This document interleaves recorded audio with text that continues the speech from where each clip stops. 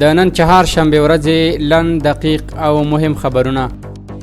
د اسلامي امارت زعیم اعلی قدر امیر المؤمنین حفظه الله د یو فرمان په ورکړې سره د ټولو وزارتونو، مستقلو ریاستونو، سترې محکمې، ولایتي ریاستونو، امنیه قومندانیو او د نورو امارتي ادارو مسؤلین مکلف دي چې اړوند وزارتونو او ادارو ته د مراجعینو د منلو لپاره لازمي اسانتیاوې برابرې کړي ترڅو په مستقیم ډول خپل مشکلات مسؤلینو ته وړاندې کړي.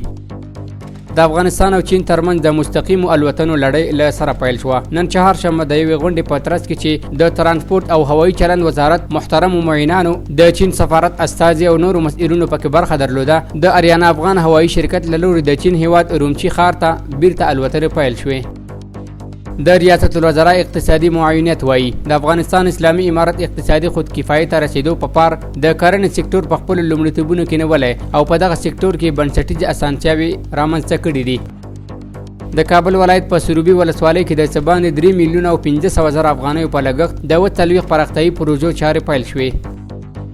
د بهرنیو چارو وزارت د ویان مرستیال ویلي بلغاریا کې د یوې غمجنې پیښې له امله د شهید شویو 18 افغانانو جسدونه د اسلامي امارت د مسؤلینو په هڅو نن سهار د افغان اریانا هوایي شرکت له لارې هیواد ته انتقال شول.